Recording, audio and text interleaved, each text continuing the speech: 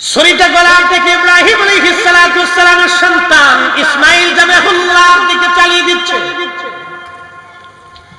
জিবরাইল বলেন, ইয়া রাসূলুল্লাহ, তখন আমি আল্লাহ পাকের আরশের আল্লাহর নিচে সিদরাতুল মুনতাহার কাছে আমি ছিলাম। আমার মালিক আমাকে ডাকতে বলল, জিবরাইল তাড়াতাড়ি যাও, জান্নাতের মধ্যে 40 বছর ধরে একটা দুম্বা লালন হচ্ছে। আল্লাহু আকবার। যুলকারনাইন হযরত ইব্রাহিম খলিলুল্লাহর কাছে কালেমা পড়ে মুসলমান হয়েছিলেন। একবার জোরে বলা যাবে কি মারহাবা। হযরত ইব্রাহিম খলিলুল্লাহর দুইজন সন্তান, একজন হযরত ইসহাক আর একজন হযরত ইসমাঈল আলাইহিস সালাম। হযরত ইসমাঈল আলাইহিস সালামকে কেন্দ্র করে কাবা আর হযরত ইসহাক আলাইহিস সালামকে কেন্দ্র করে বাইতুল আকসা। আবার শুনে যান, হযরত ইসমাঈল আলাইহিস সালামকে কেন্দ্র করে কাবা আর হযরত ইসহাক আলাইহিস সালামকে কেন্দ্র করে বাইতুল আকসা। পৃথিবীর পরাক্রমশালী দুইজন বাদশা, একজনের নাম হযরত সুলাইমান আলাইহিস সালাম আর একজন বাদশার নাম বাদশা যুলকারনাইন, যিনি ইয়াজুজ মাজুজের প্রাচীর নির্মাণ করে দিয়েছিলেন। সীসা গেলে লোহা ঢেলে গরম করে পানির মতো নরম করে লোহা এবং সীসা দিয়ে তিনি ইয়াজুজ ও মাজুজের প্রাচীর তিনি নির্মাণ করে দিয়েছিলেন। তিনি সেই বাদশা যুলকারনাইন খোদার খলিল কাবা ঘর নির্মাণ করার সময় তিনি ওই রাস্তা দিয়ে যাচ্ছিলেন। তখন ইব্রাহিম আলাইহিস সালামকে বলেন, আপনি কি করেন? বলে, আমি এক আল্লাহর ঘর নির্মাণ করতেছি, আল্লাহর একত্ববাদ তাওহীদ লা ইলাহা ইল্লাল্লাহ দাওয়াত নিয়ে এসেছি। কুল হুয়াল্লাহু আহাদ আল্লাহুস সামাদ লাম ইয়ালিদ ওয়া লাম ইউলাদ ওয়া লাম ইয়াকুন লাহু কুফুওয়ান আহাদ। আমি এক মালিকের দাওয়াত নিয়ে আসছি, যিনি জন্ম নেন না, যিনি কারো মুখাপেক্ষী না, সমগ্র সৃষ্টি সেই মালিকের মুখাপেক্ষী, তিনি সেই এক আল্লাহ। আল্লাহু লা ইলাহা ইল্লা হুয়াল হাইয়ুল কাইয়্যুম। তিনি সেই রব, তিনি ছাড়া আর কোনো ইলাহা নাই। তিনি চিরঞ্জীব চিরস্থায়ী, যার কোনো শুরু নাই, তার কোনো শেষ নাই, তার দুর্বলতা নাই, তার উত্তর দক্ষিণ পূর্ব পশ্চিম উপর নিচ কিছুই নাই। তিনি সর্বময় কর্তৃত্ব ক্ষমতার মালিক। আল্লাহু আলা কুল্লি শাইইন কাদির।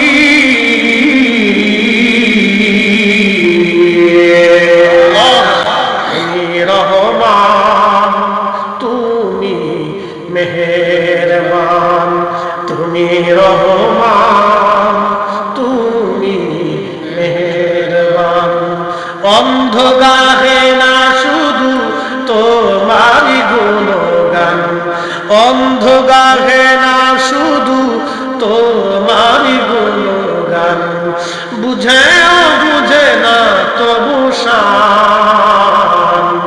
তুমি রহমান, তুমি মেহেরবান, তুমি রহমান, তুমি মেহেরবান। এই ইয়াজুজ মাজুজ পৃথিবীর ভয়ঙ্কর একটা প্রাণী, মানব আকৃতির দানবেরা পৃথিবী ছড়িয়ে যাবে। এই একটু টোনটা কমাই দাও, যেটা বাড়ি দেবা, সারা পৃথিবী ছড়িয়ে যাবে, সারা দুনিয়া ছড়িয়ে যাবে। ইয়াজুজ আর মাজুজ, ভূমধ্য সাগর, আরব সাগর, এই সমস্ত নদী নালা, ফোরাত আর টাইগ্রিস, যত নদী আছে পৃথিবীর, সব নদীর পানিগুলি এরা খেয়ে শেষ করে ফেলবে। তাহলে বুঝেন তো কি পরিমাণে জাতি আসবে। সেই জাতিকে ঠেকানোর জন্য যিনি প্রাচীর নির্মাণ করেছিলেন তিনি বাদশা যুলকারনাইন। তিনি কাবার পাশ দিয়ে যান, আর এমন সময় হযরত ইব্রাহিম খলিলুল্লাহকে বলেন, আপনি কিসের দাওয়াত দেন? বলে, আমি এক আল্লাহর দাওয়াত দিই। আর আমি ইব্রাহিম খলিলুল্লাহ, আল্লাহর বন্ধু। হযরত ইব্রাহিম আলাইহিস সালাম কত বড় আনুগত্য। ছেলেটা ডাক দিচ্ছে, আব্বা জান, আপনি তো আমাকে কুরবানি করবেন। বাবা, কুরবানি তো করে দিবেন, আমাকে জবাই করবেন। ছুরিটা সুন্দর করে ধার করেন আব্বা যান, যাতে আমার গলার মধ্যে চালাইলে আমার কষ্ট না হয়, দ্রুত গতিতে আপনি আমাকে জবাই দিতে পারেন, খোদার হুকুম মান্য করতে যাতে আপনার দেরি না হয়। ঠিক তখনই ইসমাইল আলাইহিস সালাম ডাক দিয়ে বলেন, আব্বা যান, আপনি আমার হাত পা গুলি শক্ত করে আব্বা বেঁধে নিবেন, যাতে আমি ছটফট না করি।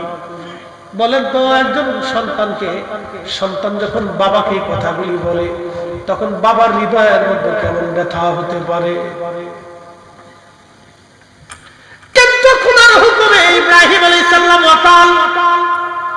আমরা আল্লাহর খলিলের সন্তান, মিল্লাতের বাবা তিনি, আমরা তার রূহানি সন্তান।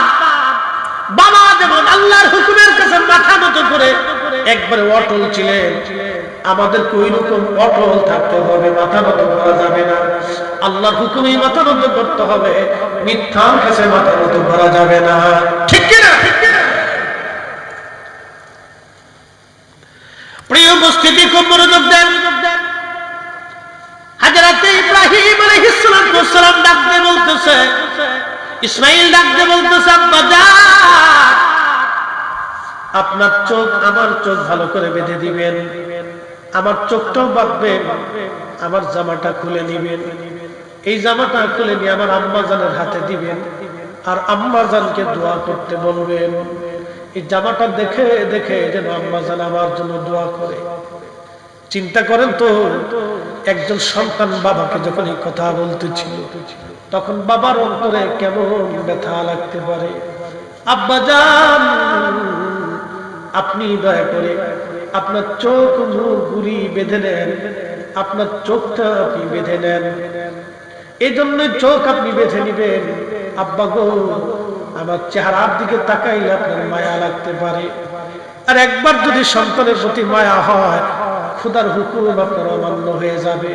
কোরআন বলতেছে, ইয়া আইয়ুহাল্লাযীনা আমানু লা তুলহিকুম আমওয়ালুকুম ওয়ালা আওলাদুকুম আন যিকরিল্লাহ। আল্লাহু আকবার। আব্বা জান, খোদার হুকুম যদি একবার অমান্য হয় তো সর্বনাশ। আপনার চোখগুলি শক্ত করে বেঁধে নেন, যাতে আপনি আমাকে না দেখেন, আমার প্রতি বড় মায়া হতে পারে। আরো একটা কাজ করেন আব্বা জান, আপনি আমার উপর করে শোয়াবেন, আমার গন্ড দেশ থেকে না ঘর দেশ থেকে আপনি কেটে ফেলবেন। এর জন্যই গো, যদি একবার চোখে কাপড় সরে আমার চেহারার দিকে তাকার তোর মায়া হতে পারে। কত কঠিন পরীক্ষা ছিল আল্লাহর খলিলের জন্য, এই জন্য তিনি খলিলুল্লাহ পেয়েছেন। জীবনের সবটুকু তিনি আল্লাহর জন্য দিয়ে দিলেন। এই জন্য কোরআন বলে, কুল ইন্না সালাতি ওয়া নুসুকি ওয়া মাহইয়ায়া ওয়া মামাতি লিল্লাহি রাব্বিল আলামিন। চিৎকার করে বলেন আল্লাহু আকবার। আর আমরা সুদের টাকা দিয়ে গরু কুরবানি করে আমরা সওয়াবের আশা করি। কত বড় বোকামি একটু চিন্তা করেন।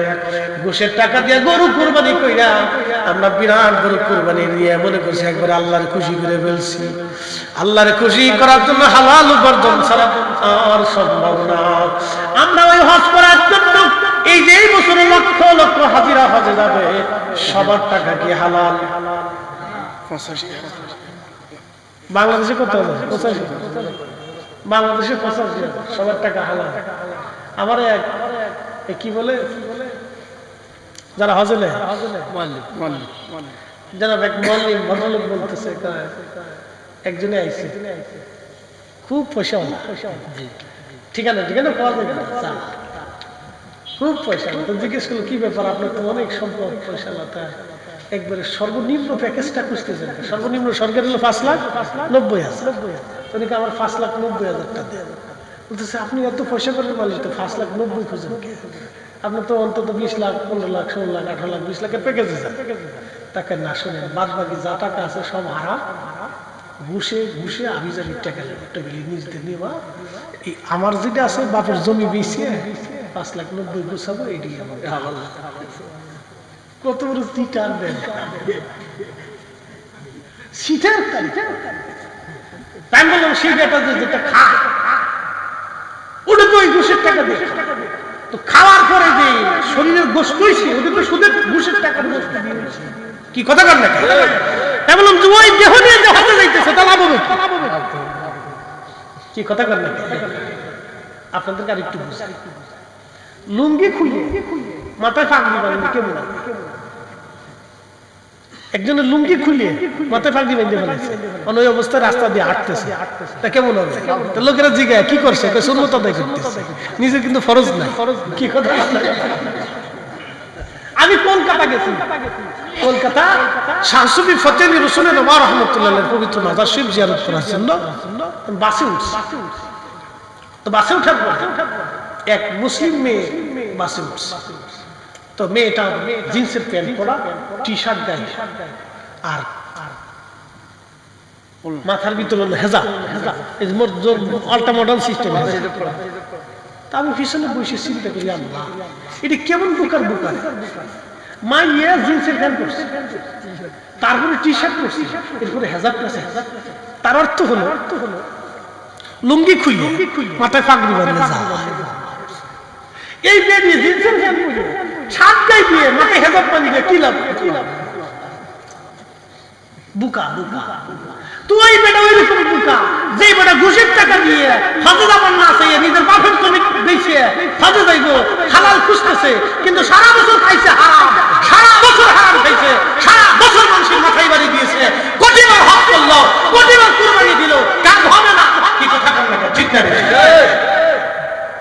উচিত কথায় ময় বাজার গরম ভাতে বিলাই ইব্রাহিম আলাইহিস সালাম কুরবানিটা কত মজবুত ছিল সন্তান বিনয়ে যখন এই কথা বলতেছিলেন একটা বাবা কলিজার ভিতরে কেমন হতে পারে কিন্তু তিনি খোদার হুকুমের কাছে অনড় ছিলেন অটল ছিলেন ঠিক ঠিক ইব্রাহিম আলাইহিস সালাম বিসমিল্লাহ আল্লাহু আকবার বলে ছুরি ধরাইয়া চোখ মুখ বাইন্ধে ইসমাঈল আলাইহিস সালামের হাত পা বেঁধে ছুরি বিসমিল্লাহ আল্লাহু আকবার বলে গলার দিকে চালিয়ে দিচ্ছেন ছুরিটা গলার থেকে ইব্রাহিম আলাইহিস সালামের সন্তান ইসমাঈল যাবেহুল্লাহর দিকে চালিয়ে দিচ্ছে জিবরাইল বলেন ইয়া রাসূলুল্লাহ তখন আমি আল্লাহ পাকের আরশের আল্লাহর নিচে সিদরাতুল মুনতাহার কাছে আমি ছিলাম আমার মালিক আমাকে ডাকতে বলল জিবরাইল তাড়াতাড়ি যাও জান্নাতের মধ্যে 40 বছর ধরে একটা দুম্বা লালন হচ্ছে আল্লাহু আকবার জান্নাতের ভিতরে বড়রা রাশি সেই দিন বাচ্চা যুলকারনাইন কালেমা পড়ে মুসলমান হলেন তিনি সেই প্রথম জমিনের বাচ্চা যিনি মুসলমান পৃথিবীর এমন কোন ইঞ্চি মাটি নাই যে ইঞ্চি মাটির বাদশাহী আল্লাহ তাকে না দিয়েছিলেন তিনি পৃথিবীর একবারে পূর্ব প্রান্তের কোনায় বর্তমান হিসাব অনুযায়ী জাপান এবং রাশিয়ান এই আলটা বেল্ট কৃষ্ণ সাগর অঞ্চল দিয়ে একবারে কোনাকুনি শুধু এখানে বরফ আপনার কি বলে শুধু বরফ আর বরফ পড়ে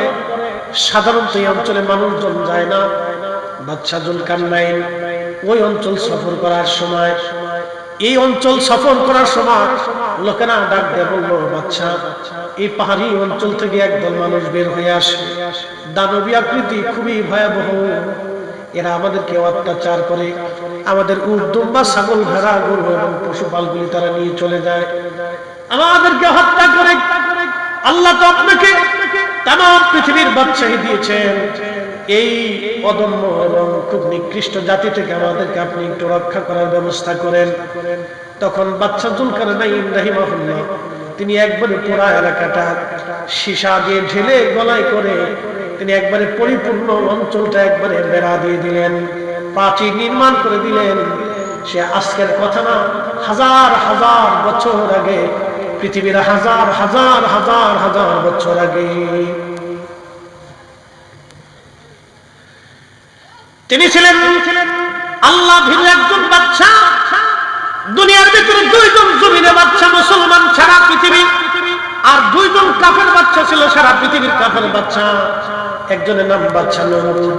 এই নমরুদ ইব্রাহিম আলাইহিস সালামের জামানা, বিরাট বড় লম্বা হায়াত ছিল তার। আল্লাহর সাথে পাল্লা দিতে গেল, খোদার সাথে যুদ্ধ করার জন্য সে প্রস্তুতি নিল। ইরাকের বাগদাদ ছিল তার রাজধানী। সারা পৃথিবী থেকে কোটি কোটি কোটি কোটি সৈন্য সে জোগাড় করলো, আল্লাহর সাথে সে যুদ্ধ করবে। আমার মালিক, আমার মাওলা তার বিরুদ্ধে যুদ্ধ করার জন্য বিরাট অস্ত্র পাঠান নাই, আল্লাহ শুধুমাত্র মশা পাঠাই দিলেন। মশা, এই যে মশা পৃথিবীতে আসলো, আর কোনোদিন মশা যায় নাই, কোনোদিনও মশা যাবে না। এই দেখবেন মশার বিভিন্ন কালার আছে, বিভিন্ন রং আছে, বিভিন্ন গ্রুপ আছে। রক্তের গ্রুপ অনুযায়ী মশা আপনার কামড়াবে। যার এ positive, B positive, A B positive, A B negative, O negative, A negative রক্ত যাদের আছে, ওই রক্ত অনুযায়ী মশা হাতারে কামড়ায়। সব মশা সবাইরে কামড়ায় না। আচ্ছা বলেন তো, মশা রক্ত পরীক্ষা করার জন্য কি ল্যাবে যায়? এই আমার দিকে তাকান, মশা রক্ত পরীক্ষা করার জন্য, গ্রুপ নির্ণয় করার জন্য কি কোনো ল্যাবে যায়? এই মশার এই রাডার দিছে কি? না না, একসাথে বলেন না, কে দিছে? কে দিয়েছে? আজকে থেকে মশার এই রাডার দিছে না, মশার সৃষ্টির প্রথম থেকে রাডার দিয়ে পাঠাই দিছে। কিন্তু সবাই কামড়াবি না, তোর এ বি পজিটিভ ভাগ করে দিছে, এ পজিটিভ, ও নেগেটিভ, ও পজিটিভ। মশারে আল্লাহ ভাগ করে দিছে যে তুই ওরে কামড়াবি, তুই ওরে ধরবি, ওরে খাবি, ওরে খাচ্ছি। এই যে মশারি রাডার আল্লাহ দিয়ে দিল, বিনা বিদ্যা, বিনা মেডিকেল কলেজে হসপিটালে পড়াশোনা করা লাগে নাই, জীবনে কোনোদিন কোনো ল্যাবে যা ভর্তি হইতে হয় নাই। আল্লাহ প্রত্যেকটা মশার ব্রেনের ভিতরে মেধা রব্বে কারীম দিয়ে দিল। সেই রবের নাম কি? আল্লাহ। সেজদা হবে কার? আল্লাহ। আইন চলবে কার? বিধান মানব কার? এবং তার রাসূলের আইন মেনে জীবন পরিচালিত করতে হবে। আপনারা কুত্তা চিনেন, 50 কিলোমিটার দূর থেকে কুত্তার নাকে ঘ্রাণ আসে। গরু মরছে কোন জায়গা, বিয়ে বাড়ি কোন জায়গা, দাওয়াত চলে কোন জায়গা, রান্না করে কোন জায়গা। একসাথে বলবেন আল্লাহু আকবার। কুত্তারে এই বিদ্যা দিছে কে? আল্লাহ। জীবনে কোনোদিন কোনো মেডিকেল কলেজে তার ভর্তি হইতে হয় না। যদি দেখেন আপনি আপনাদের এলাকার মাসি শকুন, যদি আপনি দেখেন এই শকুন গরু মরে গেল, শকুন আসে, যদি এখন শকুনের পাল নষ্ট হয়ে গেছে, মরা পাওয়ার সঙ্গে সঙ্গে শকুনের রাডারে ফোন চলে যায়। কে তারে ফোন করলো, কে তারে চিঠি লেখলো, কেউ দিল না, কাক দেখবেন চলে আসে। কেউ তারে দাওয়াত দিল না, কিন্তু চলে আসলো। এগুলি রাডার আল্লাহ রাব্বুল আলামিন তারে দিয়েছেন। একটা পাখির নাম হুদহুদ। হযরত সুলাইমান আলাইহিস সালামের রাজ দরবারে এই পাখিটা গোয়েন্দাগিরি করত। এই পাখিটা গোয়েন্দা প্রধান ছিল হুদহুদ পাখি। হুদহুদ পাখির একটা ক্ষমতা আল্লাহ দিয়েছিলেন, ও আকাশ দিয়ে উড়ে যাওয়ার সময় জমিনের দিকে তাকানোর পরে জমিনের কত ফিট নিচে পানি আছে এবং খনিজ সম্পদ আছে এটা হুদহুদ বলে দিতে পারত, যেটা বর্তমান বিজ্ঞানের পক্ষেও দুরূহ ব্যাপার হয়ে গেছে। বিজ্ঞান এখনো পারে না কোথায় খনিজ সম্পদ আছে, গবেষণা করে বহু কষ্ট করার পরে তারা বের করে। কিন্তু হুদহুদ জমিন দিয়ে উড়ে যাওয়ার সময় তার চোখের রাডার এত পরিমাণে ছিল, কোথায় সোনা দানা মণি মুক্তা মাটির নিচে পড়ে আছে, হুদহুদের চোখের রাডারে সেটা ধরা পড়ে যাইতো। একবার জোরে বলা যাবে আল্লাহু আকবার। এই হুদহুদকে যিনি পাওয়ার দিলেন তিনি আল্লাহ। আল্লাহ ওলিদের একটা চোখ দিয়ে থাকে, মরুরাবাসী ওলিদের একটা চোখ দিয়ে থাকে। এই চোখের মাধ্যমে আল্লাহর ওলিরা তামাম পৃথিবী দেখতে পায়। এই চোখের মাধ্যমে আল্লাহর ওলিরা মুরিদের খবর নিতে পারে। এই চোখের মাধ্যমে আল্লাহর ওলিরা আসমান জগৎ দেখতে পায়। এই চোখের মাধ্যমে আল্লাহর ওলিরা জমিনের নিচে দেখতে পায়। চিৎকার করে জোরে বলেন আল্লাহু আকবার। হযরত ওমর রাদিয়াল্লাহু আনহু মদিনায় খুতবা পড়ে, নাহওয়ান্দের যুদ্ধ চলে। হযরত ওমর রাদিয়াল্লাহু আনহুর চোখের রাডারে ধরা পড়ে গেল। যুদ্ধের ময়দানে সেনাবাহিনী বিপদের মধ্যে পড়ে গেছে। পার্শ্ববর্তী বিরাট বড় পাহাড়। হযরত ওমর প্রধান সেনাপতিকে বলেন, ইয়া সারিয়াল জাবাল আল জাবাল, ও সেনাপতি পাশে পাহাড় পাহাড় দেখো। হযরত ওমর রাদিয়াল্লাহু আনহুর আওয়াজ সুদূর মদিনা থেকে নেহওয়ানদের যুদ্ধের ময়দানে 300 মাইল দূরে যিনি পৌঁছাইলেন তিনি আমার আল্লাহ। আজ থেকে 100 বছর আগে অনেকের বিশ্বাস করতে কষ্ট হতো, কিন্তু আজকে মোবাইলের জমানায় বিশ্বাস করতে কোনো কষ্ট নাই। এই বরুড়া থেকে আমার হ্যালো শব্দটা আমেরিকা পৌঁছাইতে মাত্র 1 সেকেন্ডও সময় লাগে না। বিজ্ঞান যদি আমার কথায় আমেরিকা পৌঁছাইতে 1 সেকেন্ড সময় না লাগে, তাহলে আমাদের দুরুদ ও সালাম মদিনায় পৌঁছাইতে সময় লাগে না। কি কথা বলেন না কেন? আর আমাদের দুরুদ সালাম গুলো শুনতে মদিনার সময় লাগে না। যাদের বিশ্বাস হয়ে গেছে এখনো মজবুত হয় নাই, তারাই আমার দাবি করে আমরা বিরাট বড় হক্কানি। হক্কানি বললে হক্কানি হওয়া যায় না, টুপি মাথায় দিয়ে ঘুরলেই হক্কানি হওয়া যায় না, জুব্বা গায়ে দিয়ে ঘুরলেই হক্কানি হওয়া যায় না, পাগড়ি মাথায় দিয়ে রাস্তায় হাঁটলেই হক্কানি হওয়া যায় না, মসজিদে সাজদায় পড়ে থাকলেই হক্কানি হয় না। হক্কানি হয় ইমানে আকীদায়, হক্কানি হয় হুব্বে রাসূলের। এটা কোন ঠিক কিনা? কষ্ট হচ্ছে আপনার? বুঝতে কি কোনো অসুবিধা? বেশি রাত করে এমনি কাজ বাজ একদিন ধান কাটা চলতেছে, বৃষ্টি বাদল মোটামুটি ভালো, ঠান্ডা ঠান্ডা পরে একদিন আল্লাহ পরিবেশ তৈরি করে দিচ্ছে।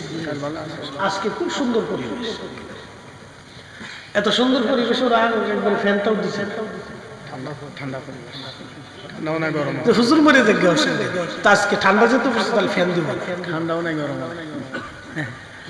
তারপরেও পরিবেশ মাশাআল্লাহ আল্লাহর অনেক বড়, ও শুকরিয়া আদায় করে শেষ করার সুযোগ।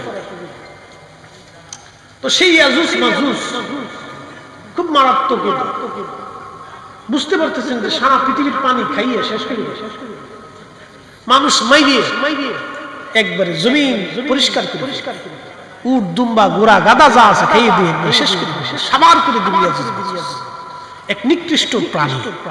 এই নিকৃষ্ট প্রাণীদের জন্য প্রাচীর নির্মাণ করেছিলেন বাদশা জুলকারনাইন। ইব্রাহিম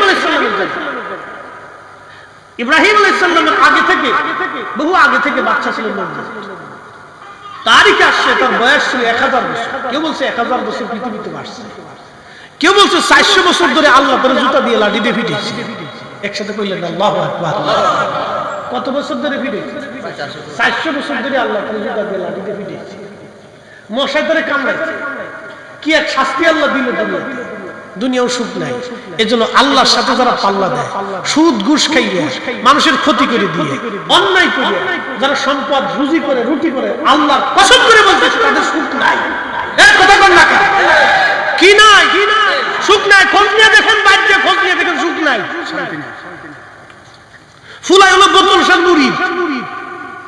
ফুলা কোন সার মুড়ি? বোতল সারে চিনচিনি আপনারা? মদ মদ মদ। ফুলা হয়েছে বোতল সার মুড়ি। বোতল দুটো টান দিয়ে বাপের একটা বিয়ে ভালো হচ্ছে না। হ্যাঁ, যাই খোঁজ নিয়ে দেখো, শান্তি নেই, শান্তি নেই। মেয়ে চলে গেছে আরেক বেড়ার লোক, জুয়ান বেড়ার লোক হাত ধরে ঘুরে কনসার্টে যায়, বারে যায়, ওই তারপরে যে নাচে যেখানে বার অনুযায়ী ড্রিঙ্ক করে। বাপের জিজ্ঞাসা কেডা? আমার গার্ল বয়ফ্রেন্ড। আমি নাম দিছি কুত্তা ফেরে। খারাপ কিছু কিছু ভাই, কুত্তা ফেরে। কুত্তার কুত্তি রাস্তা দিয়ে আইছে, ওদের তো কোনো শরীয়ত। ও কাতি মাসও নাই, ও আশ্বিন মাসে। আর আমরা দেশের যুবক যুবতী যেটি দেখাইয়া জিন্সের প্যান্ট পরে কোনটা বেড়া কোনটা বেটি চিনা যায় না, এটা সব নাম দিচ্ছে কুত্তা ফেরে। চলতেছে এগুলো শান্তি নেই। আল্লাহ যতটুকু রাখছি আমরা সুখে রাখছি। আমাদের বাচ্চারা বেহায়া হয়েছে, আমাদের সন্তানরা আমাদের অবাধ্য হয়েছে, আমাদের স্ত্রীরা বেপর্দা হইয়া বেহায়া রাস্তা দিয়ে আড়ে না। কি কথা কর না? ঠিক কিনা?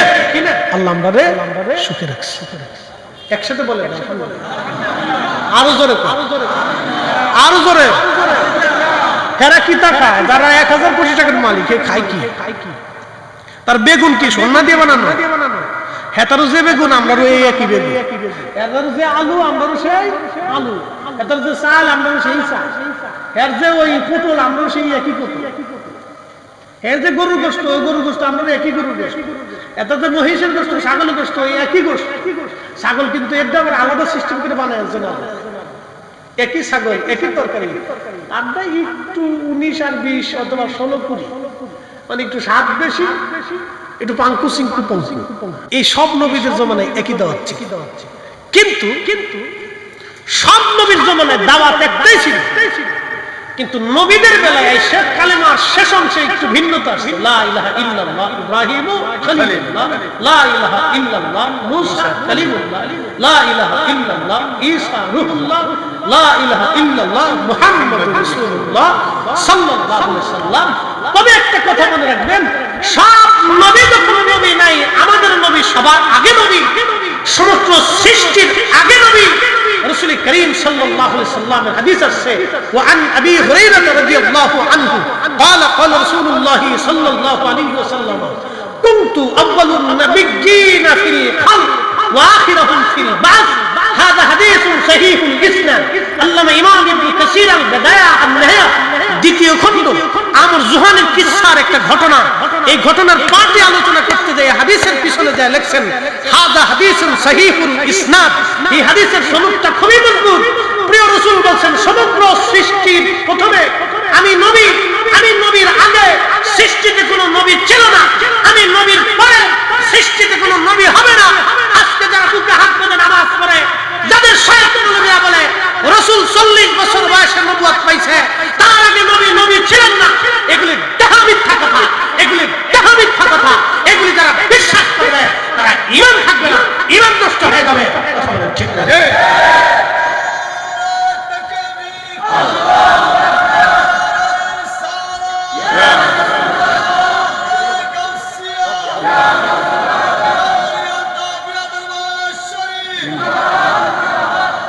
এই সমস্ত বাতিল গুমরাহি বদ আকীদা থেকে মুসলমানদেরকে বেরিয়ে আনার জন্য শাহজালাল ইয়ামানি মুজাররদি থেকে শুরু করে আদ্দাবাদী পর্যন্ত আউলিয়া আফিয়া নুজাবা উলামা ফুদালা হকপন্থী হক্কানি আহলে সুন্নাত ওয়াল জামাতের আইম্মা کرام উলামা کرام পীর মাশায়েখগণ ক্লান্ত পরিশ্রম করে যাচ্ছে এই সমস্ত বদ আকীদা এই জমিনে প্রতিষ্ঠিত করার জন্য।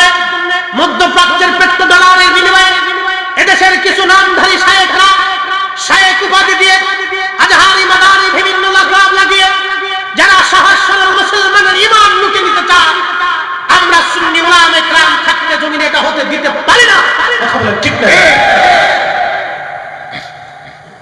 সহি বিশুদ্ধ হাদিসের মাধ্যমে কত সুস্পষ্ট প্রাণ বলতেছে, হুজুর আপনি বলেন ওয়া আনা আউয়ালুল মুসলিমিন, আমি সর্বপ্রথম আল্লাহকে আল্লাহ বলে স্বীকার করছি। এই আয়াতের তাফসীর করলে দীর্ঘ সময়ের দরকার। আল্লাহ রাসূল বললেন সাহাবীরা তোমরা শোনো, কুনতু আউয়ালুন নাবিয়্যিনা ফিল খালক, সৃষ্টির মধ্যে আমি নবী প্রথম। আমি নবীর আগে কোনো নবী নাই, আমি নবীর পরেও কোনো নবী নাই, নবীর আগেও কোনো নবী ছিল না, নবীর পরেও কোনো নবী হবে না, নবীর আগেও কোনো নবী ছিল না, নবীর পরেও কোনো নবী হবে না। অতএব 40 বছর বয়সে নবীজি নবুয়ত পান নাই। সৃষ্টির প্রথমেই আল্লাহ তার নবীকে নবুয়ত দিয়ে আল্লাহ তার রাসূলকে সম্মানিত করে রেখেছেন এবং ওই নবীর উম্মত বানাইয়া আল্লাহ আমাদের ইজ্জত দুনিয়া আখিরাতে বাড়াই দিয়েছেন। কথা বলেন ঠিক কিনা? বরুড়াবাসী হযরত ইব্রাহিম আলাইহিস সালাম বললেন, এ যুলকারনাইন, আমি এক কালেমার দাওয়াত দিচ্ছি। যুলকারনাইন ডাক দিয়ে বললেন, ইব্রাহিম, যদি ওই কালেমা সত্য হয় তাহলে তার প্রমাণ একটা সাবমিট করেন, আমাকে প্রমাণ দেন, একটা মুজিজা দেখান, এই কালেমা যে সত্য আমি কি করে বুঝবো? আল্লাহর খলিলের পাশে কিছু ভেড়ার পাল ছিল। তখন তো কাবা এত মানুষের জন্য কেবল এটা সুন্দর স্ট্রাকচার তৈরি হয়েছে, তো ভেড়ার পাল আছে। আল্লাহর খলিল বললেন, যুলকারনাইন, কি ডকুমেন্ট তুমি চাও যে আমি নবী? আল্লাহ যুলকারনাইন ডাক দিয়ে বলল, হুজুর, ওই যে ভেড়ার পাল, ভেড়াদের জবান খুলে যদি আপনার এই কালেমার সাক্ষ্য দেয় তাহলে আমি যুলকারনাইন কালেমা পড়ে মুসলমান হই। আরো জোরে, আরো জোরে। মিল্লাতের পিতা ইব্রাহিম, মিল্লাতের পিতা ইব্রাহিম ডাক দিয়ে বলতেছে, যুলকারনাইন, ঠিকই ওই ভেড়ার পাল কালেমার সাক্ষ্য দিবে। তাহলে হুজুর দেখান। আল্লাহর খলিল ভেড়াদেরকে ডাকলেন, ভেড়ার দল কাছে এসে গেল, বলল ভেড়ার দল তোমরা এক খোদার কালেমার সাক্ষ্য দাও। প্রত্যেকটা ভেড়াদের জবান থেকে বের হয়ে আসলো লা ইলাহা ইল্লাল্লাহু ইব্রাহিমুল খলিলুল্লাহ। চিৎকার করে বলেন মারহাবা আল্লাহুম্মা সাল্লি আলা জবান খুলে মাওলানা মুহাম্মদ ওয়া আলা সাইয়্যিদিনা।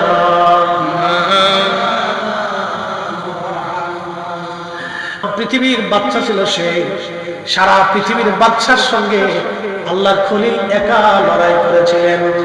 একবার জোরে বলা যাবে কি মারহাবা আল্লাহ, না জোরে বলেন আল্লাহ, আর জোরে।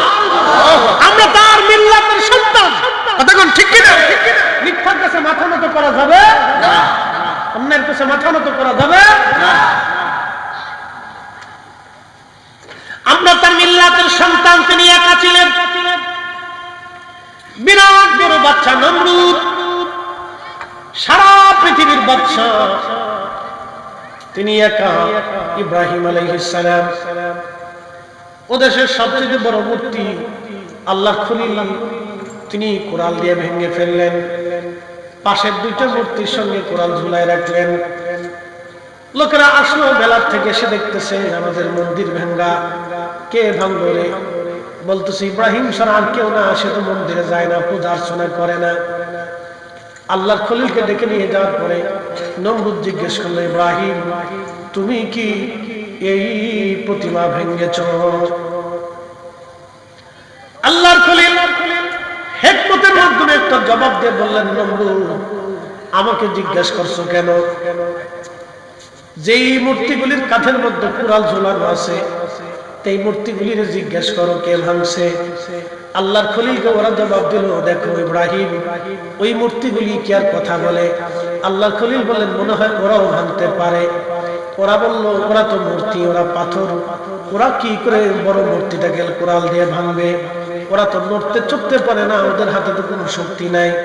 আল্লাহর খলিল জবাব দিলেন, ও আমার কওম, তোমরা নিজেরাই বলতেছো ওই মূর্তির কোনো শক্তি নাই, ক্ষমতা নাই, তারা কোরাল দিয়ে বড় মূর্তিকে ভাঙতে পারে না, তাহলে তোমরা কেন তার সামনে মাথা নত করে থাকো বলো? আল্লাহু আকবার বলো। তোমরা তাহলে কেন এই মূর্তির সামনে, পাথরের সামনে, গাছের সামনে, মাছের সামনে, সূর্যের সামনে, এই আগুনের সামনে বিরাট বড় পাহাড় দেখেছো, পাহাড়ের সামনে বিরাট বড় গাছ দেখেছো, গাছের সামনে, গরুর সামনে তোমরা কেন মাথা নত করে থাকো? ওরা বলতেছে, এত কথা বুঝি না, তুমি যেহেতু আমাদের ধর্মে আঘাত করেছো, তাহলে তোমাকে আর বাঁচিয়ে রাখা যাবে না। আল্লাহর খলিল বললেন, হাসবুনাল্লাহু নি'মাল ওয়াকিল নি'মাল মাওলা ওয়া নি'মান নাসীর। আপনি যদি আজকে দেখেন ইব্রাহিম আলাইহিস সালামের উত্তরসূরি ফিলিস্তিনের মুসলমানদের দিকে যদি আপনি তাকান, ওই ছোট্ট বাচ্চার মা মরে গেছে, বাবা মরে গেছে, দেখলে কলিজায় মানে না। পরিবারের কেউ নাই, ভাইও মরে গেছে, বোনও মরে গেছে, একা বেঁচে আছে। বাচ্চাদেরকে যদি জিজ্ঞেস করা হয় তোমরা কেমন আছো, বলে আলহামদুলিল্লাহ। কি খাও, তোমরা কি অবস্থায় আছো, বলে হাসবুনাল্লাহু নি'মাল ওয়াকিল নি'মাল মাওলা ওয়া নি'মান নাসীর। অবস্থাগুলি দেখলে কলিজায় বাদ মানে না। আজকে সংবাদে দেখলাম রাফাত ওরা আক্রমণ করবে, হাজার হাজার ফিলিস্তিনি আবার শহীদ হবে, কত মার জীবন চলে যাবে, কত সন্তানের জীবন চলে যাবে। বিশ্ব মরণরা নীরব হয়ে আছে, আমার মধ্যপ্রাচ্যের আমিরা নীরব হয়ে আছে।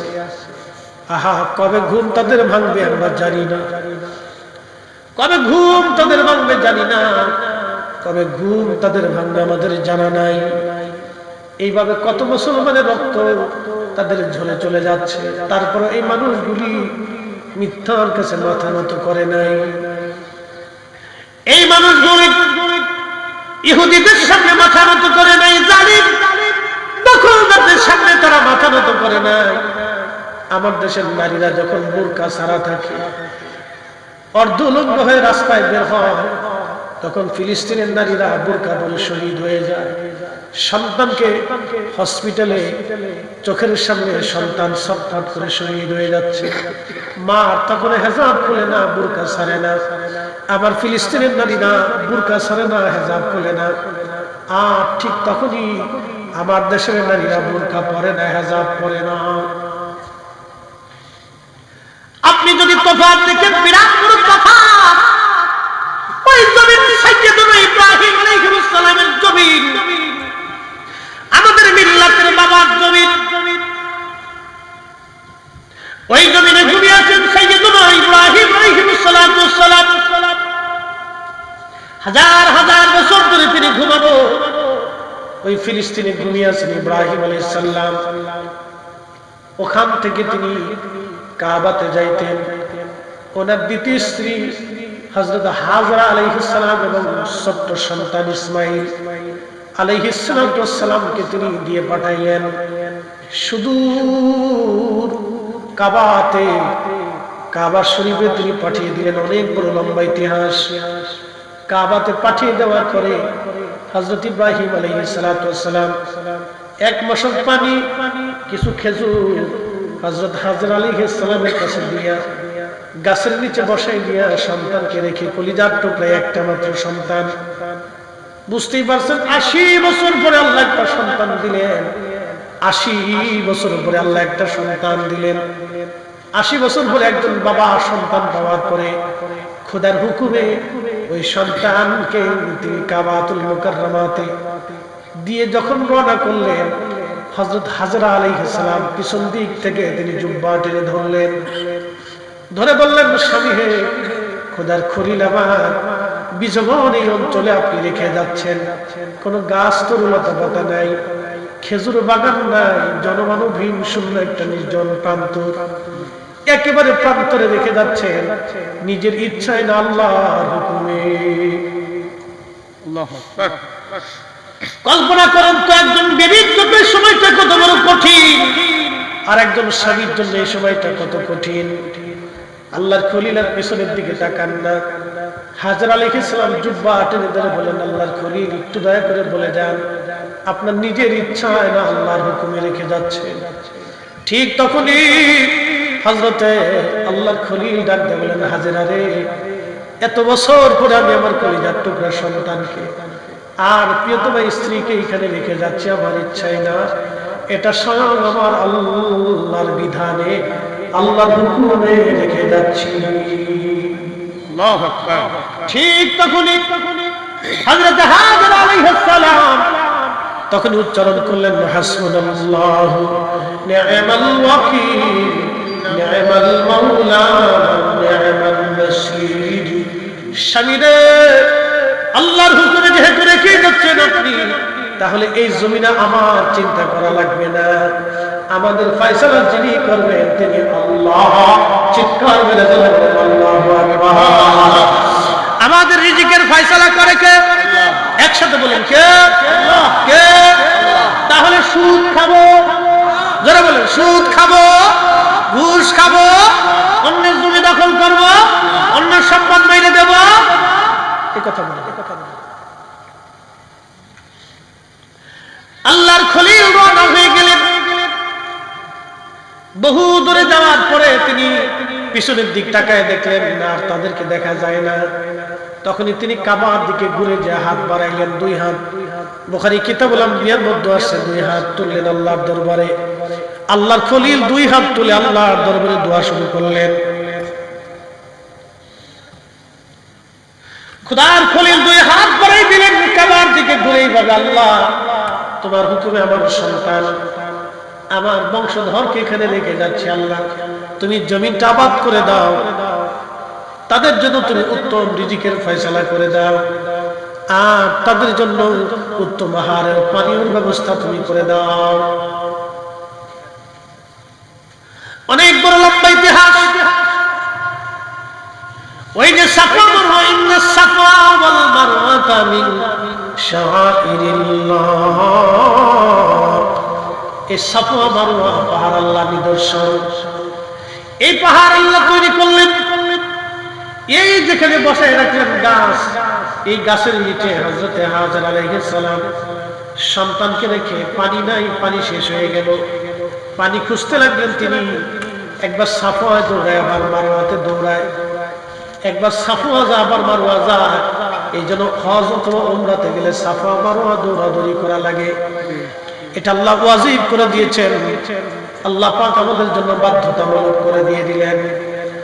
এমন সময় জিবরাইল আলাইহিস সালাতু ওয়াস সালাম হযরত ইসমাঈল আলাইহিস সালামের পায়ের কাছে যাইয়া, আমার মালিক আমার আল্লাহ হুকুমে জিবরাইল আলাইহিস সালাম পা দিয়ে আঘাত করলেন। পা দিয়ে আঘাত করার সঙ্গে সঙ্গে জমিন ফেটে ফেটে পানি বের হতে লাগলো। হাজেরা দৌড়ে এসে দেখতেছে ইসমাইলের পায়ের কাছ থেকে পানির ফোয়ারা বের হয়ে আসে। ইসমাইল আলাইহিস সালামকে সরাইয়া তিনি এই পানিটা চারপাশে বের দিতে লাগলেন। যতই উঁচা করেন ততই উঁচা হয়, যতই উঁচা করেন তত উঁচা হয়, পানি খালি উঠতেই থাকে, উঠতেই থাকে। পানি উঠতে উঠতে একেবারে পরিপূর্ণ হয়, জমজম অর্থ থামো থামো থামো। আল্লাহর খলিলের মা হাজরা আলাইহিস সালাম এই জমজম পানিটাকে তিনি বললেন থামো থামো থামো, জমজম জম। তিনি উচ্চারণ করার পরে পানি মানে বন্ধ হয়ে গেল। যদি তিনি পানি বন্ধ না করতেন, ওই সময় থামতে না বলতেন, তাহলে আজ পর্যন্ত ওই পানির ফোয়ারা থেকে একবারে নদী প্রবাহিত হয়ে যাইত। বন্ধুগণ, কিন্তু একটা আশ্চর্যের বিষয় হলো সত্য, এই কুয়ার নিচ থেকে পানি উঠানো হয়, সব সময়ের জন্য মেশিন দিয়ে উঠানো হয়। একটু লিয়ারও নিচেও যায় না, উপরেও আসে না, একই রকম থাকে। আমাদের দেশের পানিগুলি, টিউবওয়েলের পানিগুলি দেখবেন আপনি লিয়ার নিচে চলে যায়। এই যে প্রচন্ড গরমে লিয়ার নিচে চলে গেছে, 10 হাত পানি নিচে চলে গেছে। আবার বর্ষাকালে পানি আবার উপরের দিকে উঠে আসবে। কিন্তু জমজমের পানি নিচেও যায় না, উপরে আসে না। হাজার হাজার কোটি কোটি টন আর মন পানি উঠানো হয়, একটা সেকেন্ডের জন্য পানি কমে না। চিৎকার করে জোরে বলেন আল্লাহু আকবার। এই পানি আর শিফাউল লিন্নাস, মানুষের জন্য শিফা। এই পানি যারা পান করবে তাদের জন্য শিফা। এই পানি বসে পান করা জায়েজ না, এই পানি দাঁড়ায় পান করতে হয়। কিবলামুখী হইয়া বিসমিল্লাহর সাথে এই পানি দাঁড়ায় পান করবেন।